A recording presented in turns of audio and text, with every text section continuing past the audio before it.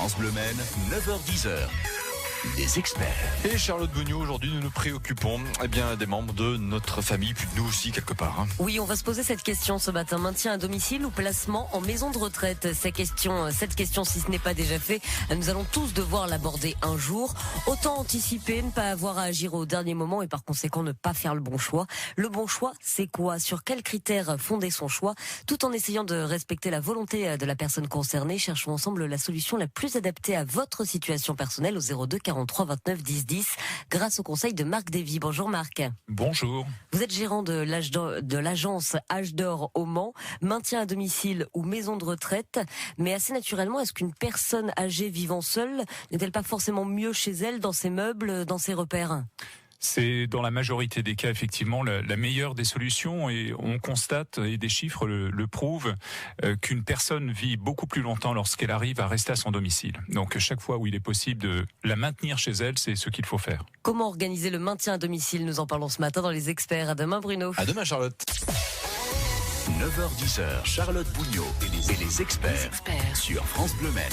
C'est inévitable, nos proches avançant en âge vont peu à peu être confrontés à une perte progressive d'autonomie, jusqu'au moment où il faudra se poser la question du maintien à domicile ou du placement en maison de retraite. Mais comment aborder ce sujet avec un proche? Comment prendre la bonne décision? Doit-on respecter la volonté de nos proches qui demandent à rester à leur domicile quand on est d'un avis contraire? Et combien coûtent ces deux options? Évaluons ensemble votre situation, vos questions, vos témoignages dès maintenant dans Les Experts. Posez toutes vos questions aux experts de France Bleu Maine au 02 43 29 10 10. Ou bien sur la page Facebook de France Bleu Maine, si vous n'avez pas l'occasion de nous appeler, Les Experts jusqu'à 9h40 avec Marc Davy. Marc Davy, gérant de l'agence Âge d'Or au Mans. Avant de parler de cette question, maison de retraite ou maintien à domicile, rappelons que l'Âge d'Or, c'est un réseau d'agences, plus de 180 antennes en France, dont une au Mans. Vous avez la responsabilité de cette antenne. La première ambition, c'est d'offrir une qualité de vie au quotidien aux personnes qui font appel à vous et de respecter au mieux leur volonté. Comment fait-on pour respecter la volonté des personnes dépendantes?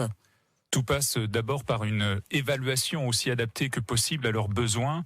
Notre but n'est pas d'imposer des contraintes ou d'imposer des fréquences de visite ou des fréquences d'intervention, mais vraiment de répondre aux besoins des personnes auprès desquelles nous intervenons. Donc la difficulté, c'est effectivement d'établir l'évaluation qui correspond à la fois aux attentes, à la fois aussi à nos possibilités pour ne pas prendre d'engagement qu'on ne pourrait pas honorer. Donc voilà, c'est une rencontre entre les besoins exprimés, nos capacités, sans oublier bien sûr un aspect qui est non négligeable, c'est l'aspect financier. Quel budget est disponible pour être aidé à son domicile? Et là, tout le monde n'est pas sur un même pied d'égalité. Exactement. Nous allons parler de budget ce matin. Le maintien à domicile, la maison de retraite, ce sont deux coûts très différents. Si la personne souhaite rester chez elle, on essaie d'organiser le plus longtemps possible le maintien à domicile. Mais à un moment, ce sera inévitable. Il faudra peut-être placer cette personne en maison de retraite. Voilà. En fait, l'entourage joue énormément sur le maintien au domicile de la personne, au-delà de la structure qui peut intervenir avec des intervenants. Si la famille est très présente, ce maintien au domicile peut être prolongé assez longtemps. Arrive un moment où malheureusement la dépendance de la personne est tellement importante qu'il devient quasi irraisonnable de maintenir la personne chez elle. Et puis parfois il y a aussi un aidant, c'est-à-dire soit le mari, soit la femme qui elle est un peu mieux portante, voire bien portant, mais qui va s'épuiser à force de maintenir ou de compenser ce qui ne peut pas être assuré par un prestataire externe. Oui, dans le cas où il y a deux personnes, quand on est tout seul, quand on veut rester à domicile, mais qu'on a besoin d'une aide au quotidien, le coût peut être très élevé. Si vous-même vous avez fait un choix, maintien à domicile ou maison de retraite, ou si vous vous posez la question, eh bien venez nous en parler ce matin dans Les Experts au 02 43 29 10 10. 9h-10h, Charlotte Beugnot et les experts sur France Bleu Maine.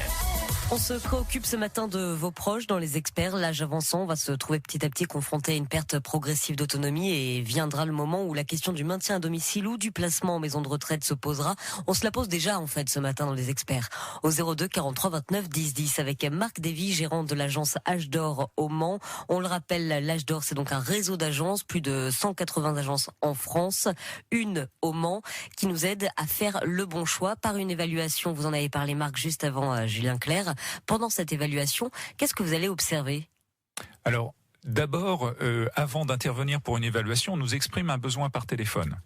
Ce besoin par téléphone nécessite d'être confronté sur place à la dépendance de la personne et à ses propres attentes. Parce que parfois, le besoin exprimé au téléphone est un besoin exprimé par un enfant ou par un proche. Une fois sur place, il nous faut vérifier si le besoin exprimé est en lien, est en ligne, est en corrélation avec la réalité de ce que notre service est en capacité de voir sur place. Il s'avère que parfois les demandes ne sont pas forcément en cohérence, soit par un manque de temps à consacrer à la personne pour l'aider dans ses actes quotidiens, l'aide à la toilette ou la prise de repas ou même le ménage de son lieu de vie, soit au contraire surévaluer. Et notre but n'est pas de faire de la surévaluation et de surfacturer, mais de répondre réellement aux besoins. Et en fait, c'est tout l'intérêt de cette évaluation au domicile, c'est de faire un véritable lien, une adéquation, une recherche d'adéquation entre le besoin exprimé et la réalité de ce que l'on peut faire dans le temps qui nous est donné. Quand on vous passe ce coup de téléphone et avant que la décision définitive soit prise, combien de temps se passe-t-il ? C'est complètement variable. Il y a des personnes qui sont bien en anticipation et qui se disent « je ne suis pas encore dépendant et je veux me préparer à voir quelqu'un qui vienne au domicile ». Et donc dans ce cas-là, on va intervenir 1 heure par semaine, suivant les besoins, juste pour de l'entretien du lieu de vie. Et puis quand la dépendance augmente, eh bien on fait une réévaluation au domicile, suivant l'évolution de la personne que l'on connaît, que l'on accompagne.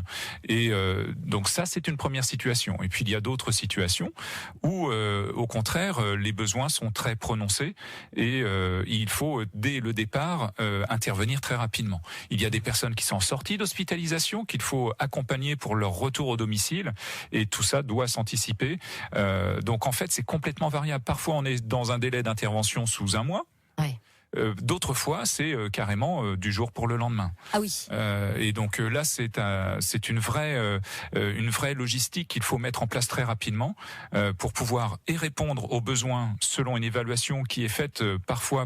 Malheureusement, on n'arrive pas à la faire au domicile puisque la personne peut encore être hospitalisée avant son retour au domicile. Donc sans connaître le domicile. Exactement. Et donc, dans ce cas-là, on fait ce qu'on appelle une préévaluation qui nécessite une réévaluation une fois la personne à son domicile. On va justement évaluer votre situation ce matin sur France Bleu Maine. Vos appels au 02 43 29 10 10. Le mieux, c'est d'anticiper, de ne pas agir au dernier moment pour pouvoir répondre aux besoins de nos proches et puis surtout leur offrir une qualité de vie au quotidien. J'observais aussi un petit peu le coût de tout ça. Maintien à domicile, maison de retraite, ce n'est pas le même coût, mais c'est quand même un coût important. Après quelques recherches, j'observais que si une personne avait besoin d'avoir quelqu'un 24 heures sur 24 à domicile, ça peut coûter plus de 6 000 € par mois. Est-ce que c'est un chiffre qui vous paraît cohérent ? Ah oui, complètement. Le 24 est très exigeant. J'ai pris l'extrême. Oui, non, mais c'est une réalité dont il faut avoir conscience. Effectivement, quand on arrive dans ces montants-là, se pose encore plus la question, et pourquoi pas intégrer une maison de retraite. Mais là encore, c'est un choix familial, et pas uniquement de la personne aidée. Ça peut être aussi des enfants ou de la famille ou des proches qui sont concernés, puisque le maintien au domicile doit avant tout être pour le confort et pour l'intérêt de la personne aidée. Maintenant, nous savons tous que les limites financières vont devoir parfois, malheureusement, être à l'origine de choix qui ne sont pas forcément les choix de la personne elle-même. Évidemment, quand on observe un chiffre comme ça, on se dit que rester à domicile, c'est un luxe. Voilà. Dans certaines situations, ça peut être considéré comme un luxe. Maintenant, nous savons tous que nous avons une fin de vie connue. Alors même si on n'en connaît pas l'échéance, mais se pose aussi cette question quel intérêt est-ce que je vois à ce que mon père, ma mère reste à son domicile aussi longtemps que possible, sachant que son confort personnel sur le plan psychologique sera plus important à son domicile dans une très grande majorité des cas. Maintien à domicile ou maison de retraite, vous en avez fait l'expérience, vous avez abordé la question avec un de vos proches, eh bien racontez-nous ce matin dans Les Experts jusqu'à 9h40. 9h-10h, Charlotte Bougnot et Les Experts sur France Bleu Maine. Avec vos questions ou vos témoignages, si vous avez justement fait un choix, maintien à domicile ou maison de retraite, c'était le bon, le mauvais choix. Racontez-nous pourquoi au 02 43 29 10 10 avec Marc Davy, gérant de l'agence L'Âge d'Or au Mans, pour vous écouter et vous répondre également. Nous avons évoqué un petit peu le coût que ça nous apportait donc de maintenir notre personne proche à domicile avec une aide 24 heures sur 24. On prend un cas un petit peu extrême, mais si on a besoin d'une aide 24 heures sur 24, ça peut nous coûter plus de 6 000 € par mois. Quand on voit de tels coûts, on se dit que parfois certaines familles maintiennent la personne proche à domicile dans des conditions peut-être un petit peu abominables. Alors, je ne sais pas si le terme est adapté, mais en tout cas, dans des conditions sûrement parfois un peu limites, parce que, encore une fois, les finances n'étant pas illimitées, certaines familles se limite à un budget mensuel pour faire face simplement aux moyens de la personne, sans risquer de se mettre en danger financièrement soi-même, ni mettre en danger la personne aidée sur le plan financier. Donc il est vrai que dans certaines situations, on essaye de faire comprendre aux familles que le volume d'intervention n'est pas suffisant. Maintenant, dans certaines situations, malheureusement, les familles n'ont pas de solution, nous n'en avons pas non plus, et du coup, on fait effectivement le strict minimum selon le budget disponible. Quand on n'a pas ce budget pour organiser un maintien à domicile dans de bonnes conditions, il vaut mieux choisir la maison de retraite. Là encore, le sujet financier revient sur la table. Ce n'est pas parce qu'on ne peut plus assurer des interventions régulières au domicile qu'on a forcément le budget pour aller en maison de retraite. Alors par contre, il existe des solutions alternatives qui sont des courts-séjours, qui ont aussi forcément un coût plus important que le domicile, mais qui peuvent permettre à toute une famille de souffler, de récupérer un peu le temps que la personne aidée soit en parfaite sécurité dans des courts-séjours en maison de retraite. Vous avez évoqué un chiffre en tout début d'émission sur le fait que le maintien à domicile est choisi en majorité. Et pourtant, la maison de retraite, aujourd'hui, ça peut aussi bien se passer. Il faut dédramatiser la maison de retraite. Ah, complètement. Et aujourd'hui, les maisons de retraite font de véritables efforts pour limiter en tout cas l'ennui ou ce cliché un peu vieillot, quoique peut-être encore existant dans certaines situations où les personnes sont juste à attendre, à passer leur journée à attendre. De plus en plus de maisons de retraite, pour ne pas dire... C'est l'image qu'on en a.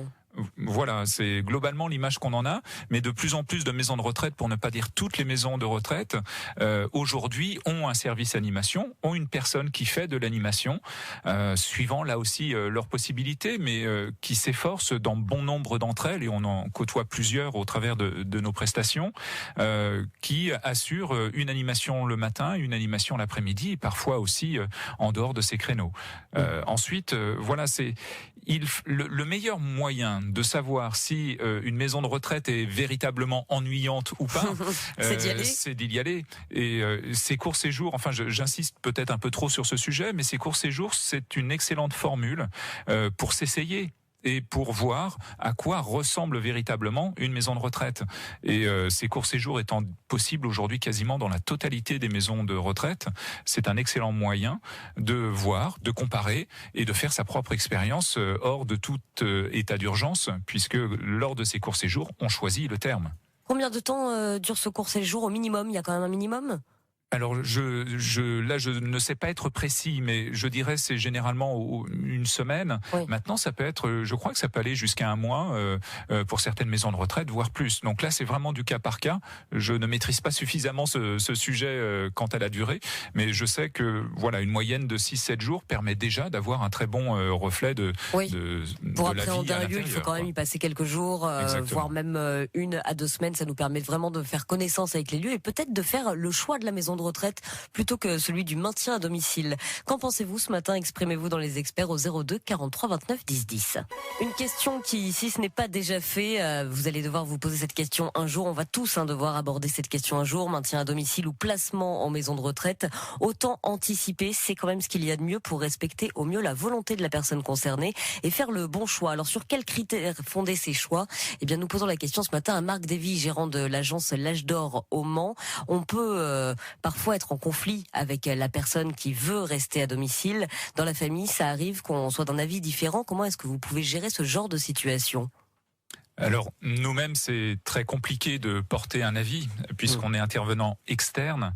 Et à ce titre, on est là pour apporter un service sur lequel on nous fait une demande. Maintenant, donner notre avis n'est pas interdit, et ce que l'on peut évoquer, ou en tout cas avec tant la personne aidée que les familles ou les personnes concernées par l'entourage de la personne, c'est d'évoquer les possibilités.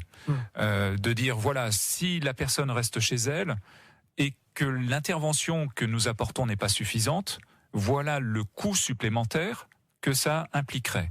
Et en comparaison, d'inviter les familles à se rapprocher des maisons de retraite et de se dire, si mon parent devait être en maison de retraite, quel serait le coût en face? De manière à ce que le choix ne soit plus forcément un choix basé sur des émotions ou des sentiments, mais basé sur des faits, si malheureusement la situation ne peut se résoudre que par l'aspect financier. Nous avons évoqué les courts séjours en maison de retraite, rester une semaine, un petit peu plus, pour, je vais dire, prendre la température de la maison de retraite et peut-être aider à faire un choix. Mais est-ce qu'on peut juste aller visiter une journée? Bien sûr, même toutes les maisons de retraite sont prêtes à cela. Il nous arrive dans nos accompagnements véhiculés d'accompagner des personnes justement visiter des maisons de retraite, en découvrir. Et ça peut effectivement même, ne serait-ce qu'une visite, montrer une maison de retraite sous un autre regard que le regard que l'on peut en avoir. Et parfois le regard est juste un peu périmé. Les maisons de retraite évoluent comme notre société aujourd'hui. Il y a pourtant une image qui souffre d'une image donc négative pour les maisons de retraite, alors qu'effectivement vous avez raison, ça a évolué, ça a changé. La maison de retraite, c'est la dernière maison, vous l'appelez comme ça, et donc c'est très important que l'ambiance corresponde aux besoins de la personne qui est concernée. On a parlé un petit peu d'animation. Quelles sont ces animations qui sont organisées pour les personnes âgées? Elles sont de différents ordres. Certaines sont des activités manuelles, donc soit réaliser des choses avec les mains. Ça peut être de la peinture, ça peut être des puzzles, ça peut être de la cuisine même dans certaines maisons de retraite. Certaines font du tricot. Mais on parle d'activités au sein de la maison de retraite. Est-ce qu'on sort un petit peu aussi? Il arrive également qu'il y ait des sorties, et notamment des sorties pour aller voir des musées ou je me souviens même une fois, nous avions accompagné deux maisons de retraite à un enregistrement d'une émission télévisée sur Paris. Donc là, ça avait été une super expérience pour tout le monde. C'est aussi ça, la vie en maison de retraite. Ce n'est pas être isolé, être enfermé quelque part. On peut peut-être parfois avoir peur de ne plus recevoir de visites et d'être là tout seul dans une maison de retraite, mais non, c'est faux. Oui, je dirais les personnes qui ont des visites lorsqu'elles sont à leur domicile ont tout autant de raisons d'avoir ces mêmes visites quand elles seront en maison de retraite. Se craindre, vivre avec cette idée qu'une fois en maison de retraite, on n'aura plus de visite du tout, je pense c'est une idée erronée. Voilà. En plus, l'intérêt de la maison de retraite, c'est qu'elle permet de côtoyer d'autres personnes, même si c'est pas toujours évident de faire des liens avec des personnes qui ne sont pas tout le temps dans le même état de santé que soi. Et justement, côtoyer d'autres personnes, il y a même des histoires d'amour qui peuvent naître en maison de retraite. On en entend parler. Alors, j'en ai pas l'existence ou la connaissance personnellement, mais ça doit bien arriver. Mais ça s'est produit effectivement. Eh bien justement, si c'est arrivé à un de vos proches, racontez-nous. Ce serait chouette d'avoir une note positive. Les experts jusqu'à 9h40, il est 9h31. Vous avez encore donc 9 minutes pour passer tous vos appels au 02 43 29 10 10. 9h10, Charlotte Bougnot et les experts sur France Bleu Maine. Maintien à domicile ou maison de retraite, la question se pose ce matin dans les experts avec Marc Davy pour vous écouter et vous répondre. Un appel de Michel, auditrice du Mans. Bonjour Michel. Oui, bonjour Charlotte. Une question qui concerne la dépendance due à la malvoyance. On vous écoute. Voilà. Je veux parler de mon cas personnel. Enfin, mon cas personnel, il s'agit de ma mère, qui est décédée maintenant. Elle est décédée en fin 2013. Mais elle voyait très mal. Elle avait une DMLA et une rétinopathie plus une DMLA. Donc, elle voyait très très mal, mais elle n'était pas complètement aveugle. Et avant d'entrer en maison de retraite dans un petit village sartois, c'est elle qui a demandé d'ailleurs à être en maison de retraite parce qu'elle n'était plus capable de gérer son appartement. Elle vivait dans un foyer logement. qui était très bien, hein, il n'y avait pas de souci, mais sa malvoyance l'empêchait de faire plein de choses dans son petit studio, hein, où elle était. Donc elle a décidé un jour elle dit bon moi je vais aller dans la maison de retraite de mon pays d'origine, hein, voilà, de son village d'origine. Et elle était persuadée que ça irait mieux comme ça et tout. Donc en fait, alors on a adhéré évidemment à ce qu'elle voulait. Donc on a fini par l'installer dans cette maison de retraite. Et puis malheureusement, ça a beaucoup décliné depuis qu'elle est rentrée, tout de suite dès qu'elle est rentrée en maison de retraite, parce que étant donné qu'elle avait un problème de malvoyance, elle était incapable. Ils l'ont installée au premier étage de l'établissement dans une chambre un petit peu au fond d'un couloir, etc. Oui, donc isolée. Il fallait qu'elle ait de l'aide à chaque fois pour aller manger au rez-de-chaussée, des choses comme ça. Donc c'était des deux dames qui occupaient des chambres à côté, qui devaient aller la chercher. Alors elles allaient la chercher où elles n'y allaient pas. Donc quelquefois ma mère essayait aller prendre l'escalier toute seule pour descendre, aller manger. Oui, on comprend bien la mauvaise expérience. Même si elle voyait de temps en temps le personnel, elle était très très isolée dans son coin. Elle en a beaucoup souffert. Il y avait effectivement des animations, mais qui n'étaient jamais prévues pour des gens malvoyants comme elle. Donc effectivement, des travaux manuels, des choses qu'elle ne pouvait absolument pas faire. Et les sorties, malheureusement, il n'y a pas eu droit parce que elle a vécu que 3 mois dans cette maison de retraite. Elle a fini par... Michel, on comprend bien la mauvaise expérience de votre maman, donc une dépendance due à la malvoyance. La question, si je peux me permettre de résumer toute cette situation, c'est comment faire face à ce problème de dépendance? Est-ce qu'il y a des services pour ces personnes-là? Dans les maisons de retraite, sans doute, mais chacune, et là je suis pas un expert des maisons de retraite proprement dit, mais c'est forcément du personnel qui doit être affecté dans ces situations. Là, c'est une mauvaise expérience. Merci d'avoir apporté ce témoignage. Michel, passez une très belle journée. Monique, bonjour. Bonjour. Bon, moi, je viens d'entendre ce que Michel a dit, là, et ce que je vais vous dire, ça va être un peu... Moi, je suis malvoyante, en fait. Alors, vous voyez... Oui. Bon, mais j'ai eu ma mère qui est rentrée dans une maison de retraite, en fait, parce qu'elle ne pouvait plus s'assumer chez elle du tout. Et quand elle était sur fauteuil roulant et qu'elle ne pouvait plus voyager d'elle-même, je suis arrivée une fois et elle était plusieurs fois, elle était dans sa chambre, là, face au mur, elle attendait qu'il soit l'heure qu'on vienne la chercher. Oui. Et là, j'ai demandé à la maison de retraite, je voudrais que ma mère soit à l'entrée, et dommage parce que quand les gens y rentrent dans la maison de retraite, ce qui leur plaît pas, c'est de voir tous ces gens assis dans les fauteuils roulants dans l'entrée, et ils se demandent, ils trouvent pas ça bien. Eh bien moi j'ai demandé que ma mère elle fasse partie de ceux-là, parce que une fois qu'elle a été avec tous ces gens-là là, à l'entrée, enfin il y en avait une trentaine à peu près dans l'entrée, eh bien elle ne s'ennuyait plus parce que entourée. Elle entendait ce qui se passait, elle voyait un petit peu autour, elle parlait un petit peu, que quand ils restent tout seuls dans leur chambre, eh ben c'est la déchéance, là.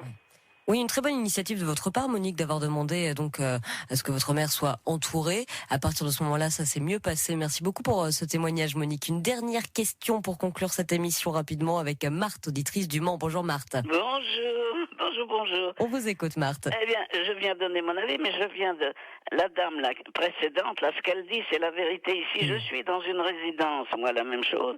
Et ce qu'elle disait, que les gens soient ensemble, c'est ce qui se passe ici. À l'entrée, il y a une quinzaine, 20 personnes qui sont ensemble. Et elles sont là tout le temps ensemble, à bavarder, à sortir ensemble, parce que nous avons un terrain à côté. Il faut pas s'isoler dans la chambre. Je viens confirmer ce que la dame précédente a dit, madame. Et pour moi, personnellement, je suis dans une résidence, je suis également malvoyante, et je suis très bien, et on s'occupe très bien de moi. C'est un très bon témoignage pour terminer cette émission. Merci beaucoup, Marthe. Ce sera vraiment la conclusion de cette émission des experts. Marc, éviter l'isolement. Oui, complètement. Maintien à domicile ou maison de retraite, la question continue à être posée au sein de l'agence H d'Or au Mans. Si vous avez besoin de renseignements, vous retrouverez les coordonnées sur francebleu.fr. À bientôt, Marc. À bientôt. Les experts